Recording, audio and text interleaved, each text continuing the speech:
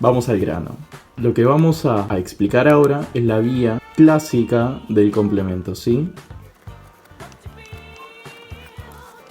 La vía clásica del complemento, como dijimos, es una de las tres vías que tiene el complemento para activarse. ¿Cómo se activa? Muy bien, tiene dos opciones. La primera opción es mediante el reconocimiento del complejo inmune. ¿Y el complejo inmune qué es? Bueno, justamente como su nombre lo dice, es un complejo formado por un anticuerpo más un antígeno. ¿Qué es el antígeno? El antígeno es la porción del microorganismo que el anticuerpo va a reconocer. Acuérdense que el anticuerpo es un componente humoral de la inmunidad adaptativa. Entonces, el antígeno va a ser reconocido por el anticuerpo y justamente van a formar lo que tenemos acá, el complejo inmune. Este complejo inmune puede activar la vía clásica del complemento. Por otro lado, tenemos a la proteína C reactiva. La proteína C reactiva, como dijimos, es una proteína de fase aguda que también puede activar al complemento mediante la vía clásica. Tenemos dos componentes que activan la vía clásica, la proteína C reactiva y el complejo inmune. Ahora, ¿cómo se lleva a cabo la activación? Lo primero que sucede es el reconocimiento del complejo inmune mediante el complejo C1. Lo llamo complejo porque se encuentra conformado por distintas subunidades, por C1Q, por C1R y C1S, así tal cual como el QRS del electrocardiograma o el abecedario. Particularmente la porción del complejo que reconoce el complejo inmune es C1Q. ¿Qué va a pasar cuando se reconozca el complejo inmune? Va a pasar que se va a generar un cambio conformacional en C1 tal que se va a activar a C1R, que es una serinoproteasa, y lo que va a hacer C1R es clivar a C1S. Cuando se clive a C1S, que es otra proteasa, va a pasar lo siguiente, lo vamos a ver en el siguiente paso. Lo que pasa es que C1S va a clivar, clivar significa cortar. Muy bien. C1S va a clivar o cortar a C4 y a C2. Son otros componentes del complemento. Una vez que clive a C4, va a dar C4A y C4B. Y cuando clive a C2 va a dar C2A y C2B. Lo que nos va a interesar para continuar la vía de activación es C2B y C4B. Entonces vamos a formar algo acá. Como verán, C4B, 2B. C4B, 2B va a formar la convertasa S3. La convertasa S3 va a clivar ¿a quién? A C3 particularmente. Entonces la convertasa S3 se va a encontrar conformada por C4B y C2B, que se abrevia como C4B2B. Muy bien, esa es la convertasa S3 encargada del siguiente paso. C4B2B va a clivar ¿a quién? Justamente a C3. Perfecto. Y va a dar C3A y C3B. En este caso nos interesan las Bs como nos estamos dando cuenta. Entonces C3B se va a unir a C4B, a C4B2B y va a formar la convertasa S5 formada por C4B, 2B, 3B, que tiene la función más adelante de clivar ¿a quién? Justamente a C5. Perfecto. Pero ojo, mucho ojito acá. Tenemos que se libera también C3A. Y como dijimos C3A, ¿en dónde era importante? En la inflamación. En la inflamación generada como función del sistema de complemento. Muy bien. Entonces, esta convertasa S5 va a pasar al siguiente paso. C4B, 2B, 3B va a clivar ¿a quién? Justamente a C5 y va a dar C5A y C5B.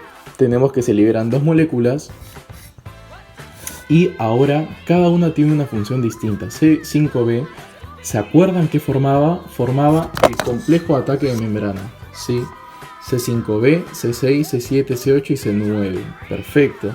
Mientras que C5A, que hacía lo mismo que C3A, es una anafilotoxina que desencadena la inflamación mediada por el complemento.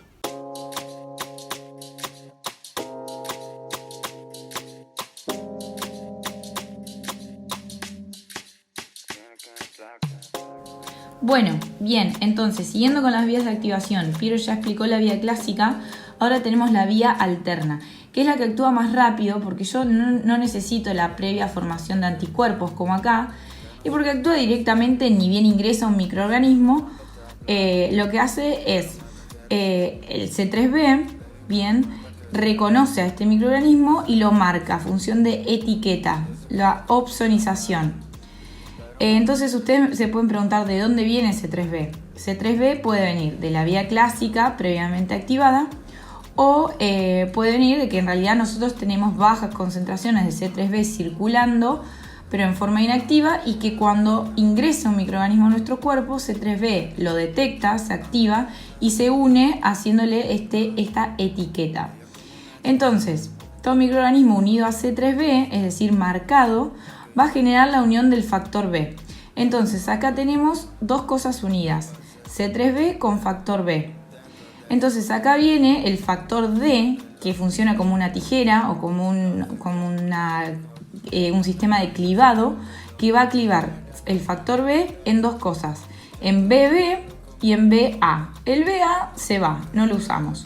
Utilizamos solamente la porción BB, que va a seguir unida al C3b que teníamos previamente, y toda esta unión forma lo que se llama la convertasa de C3. Es decir, la convertasa de C3 de la vía alterna está formada por estos dos factores. ¿Y qué hace la convertasa de C3? Cliva a C3, en C3A y C3b. Entonces, ya sabemos para qué sirve C3A, que es inflamación. El C3b sigue actuando como opsonina, o también puede volver a unirse este C3b a la convertasa de C3, tipo se le agrega, y cuando se le agrega, esto conforma la convertasa de C5. ¿Qué hace la convertasa de C5? Cliva a C5 en C5A y C5b. C5A lo utilizamos para la inflamación junto con C3A, y el C5b ya dijimos que actúa en el complejo de ataque a la membrana. Esta es la vía alterna, que como dijimos es la más rápida y que van a escuchar que actúa como amplificadora de la vía clásica. ¿Por qué? Porque una vez que la vía clásica me generó C3b, acá ven que la vía alterna utiliza ese C3b y va a generar aún más cosas. Genera todavía esto de una manera adicional. Es como que la amplifica a la vía clásica. Y después, por último, tenemos las vías de las lectinas, que acá tenemos nuestra estrella, que es la lectina de unión amanosa, que como dijimos es una proteína de fase aguda. ¿Se acuerdan la respuesta de fase aguda? Actuando en 3 órganos, en el hígado genera estas proteínas de fase aguda. O sea, fíjense que para que yo tenga esta proteína, previamente tuvo que haber una activación del macrófago, liberación de citoquinas y producción de proteínas de fase aguda. O sea que esta vía ocurre recién a las 48 horas, vamos a decir. Podemos decir 24, 48 horas. Bien, entonces, nuestra lectina de unión amanosa va a reconocer ciertos hidratos de carbono, como por ejemplo manosa, que presenten ciertos microorganismos. Entonces, esta unión va a activar dos proteasas, la MASP1 y la MASP2.